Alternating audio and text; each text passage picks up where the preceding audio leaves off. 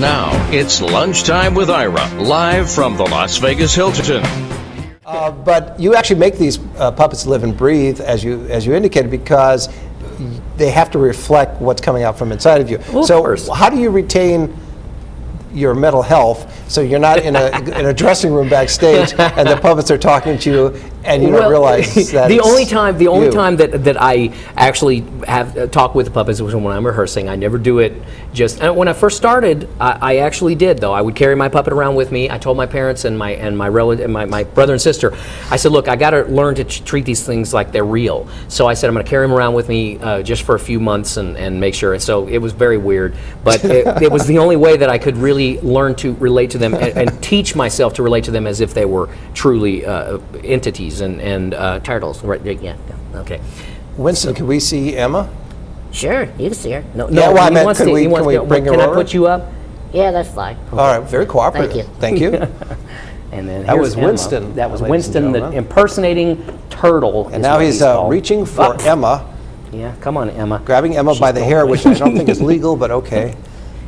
It's okay, I like it. We don't need to know that. Okay. Well, you're quite the flashy dresser, Emma. Yeah, this is my Christmas outfit. Very nice. Nice. Tell us a little about your history. How did you get into the Terry Fator retinue or the group? Well, I showed up at Christmas. That's actually true. It is. Yeah. Friends of mine gave Emma to me for Christmas Nice. a couple of years ago. Said that I didn't have any girls in my show. And I knew I could do it. Right. Well, the main thing is that we wanted to make sure that I got somebody who could do impressions of female singers. And I can. Right. So it was a stroke of luck that she came along. But if you had Winston and you had Winston do female singers, that would take it to another level. So not only are you singing through a puppet, but you're singing female through a male puppet. I think it's a whole new career, Terry. Hey, don't put my job on the line, I didn't okay, mean Ira? I'm sorry. Didn't mean anything by it. We like the way it is. Okay, We do. fine. Yeah. Oh, sorry. Okay, We don't want to step on Emma's toes. Okay, Yeah. fine. Sorry. But I think Winston probably could do female Kind of hard to singers. step on her toes. No, She's sitting he up on your couldn't. lap. Winston can't do female singers? No? No. I do the female singing. Okay, fine. I was going to say I couldn't really step on your toes. They're kind of hard to sit on Terry's lap. That's true. Yeah, it's a figure of speech. But why are you only wearing one shoe? Yeah. I hid the other one. You hid it? Yeah. Where? Somewhere around here. If the guy finds it and it fits me, I'll marry him. Look under your chair, Ira. I will a little bit later under your chair when we go to break. But here's a question for you.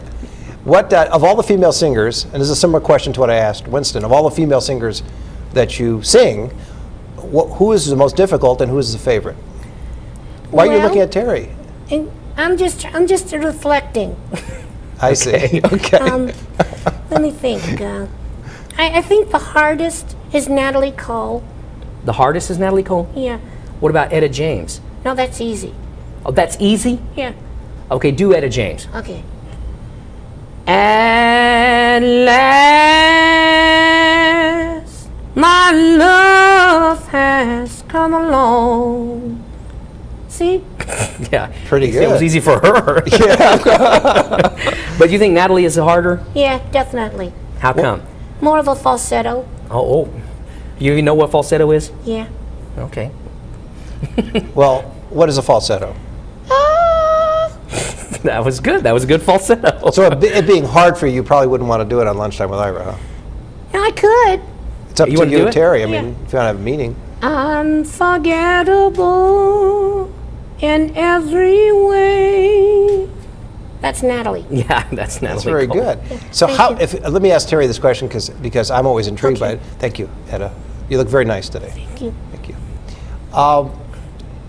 Do you reach a point where you've got the voices down and then you add the personalities and the movement, so it's not just you're doing a lot of stuff. Yeah. Well, the movements are like I said before. When I really kind of got the whole movements down when I was young. I told my family that I wanted to carry the puppets around to learn to treat them as real entities, learn to make them look like real entities, and so it's really habit. I mean, I'm sitting here talking with you. She's looking around, and she will do that, and I don't even think about it. It's just a reflex now. I mean, I don't even have to think about it. And two, you're having to ad lib.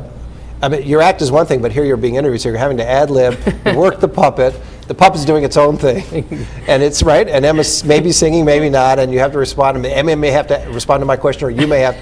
I'm exhausted just from thinking about it. So it's fun. You know, when I get a character on, it's like. You hear the stories of people like Mike Myers, who creates these different characters that he does. Wayne Campbell from Wayne's World, and Austin Powers, and all.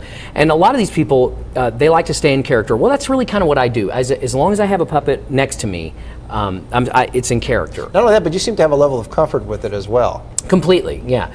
And that's just so much time rehearsing and practicing Sure. that I don't feel uncomfortable having a conversation with them, because I've done it so often. And now I don't believe they're real. Yeah, you do. No, I don't. He does. No, I Someone that's real, before we let Terry go, that someone that's real is your wife. Tell us a little bit about how you met and how she is part of not only your life, but your work. I call her my competition. No, she's not your competition. No, she's legal. Yeah, exactly. Oh. Okay. No, my wife has been just unbelievably supportive of me. I mean, And just her name imagine. is? Yeah, her name is Melinda, There we and go. Melinda is just fantastic. She's just imagine going home one day and saying, "I've met a ventriloquist, and I'm gonna marry him." So it must have been difficult for her. Yes, at least. Yes. But she's been great, and she's always believed in what I did. She's been the one who really convinced me that I was as good as I am at it, because I never really felt like I was that good. But she would say, "Terry, you're really, really good at this. You really should do this, and you really should." She would always say she thought I'd become big time with it, and I never believed her, but now I guess I have to. You have to, because you are. That's right. Everybody knows Terry Fator. They do. They do, and they're starting to know you too, Emma, Yeah. which is That's because excellent. I do impressions of Etta James. Yeah, we heard it. Yeah, we heard it. I know. So, Go ahead. Well, Terry, thanks for being on the show. What a delight. It was a Really lot of fun Ira. meeting you and Winston and Emma and Thank you. cast of characters. And let me leave you with one last quick question. Second hardest voice that you had. I know that you said Louis Armstrong. Roy was the Orbison. hardest. Roy Orbison, Yeah. which you just do flawlessly. So Thank you. It works out Thank well. you. Thanks again. Thanks. Terry Fator, ladies and gentlemen, who is going to be headlining at the Las Vegas Hilton December 3rd and also December 31st, and has a full schedule into 2008.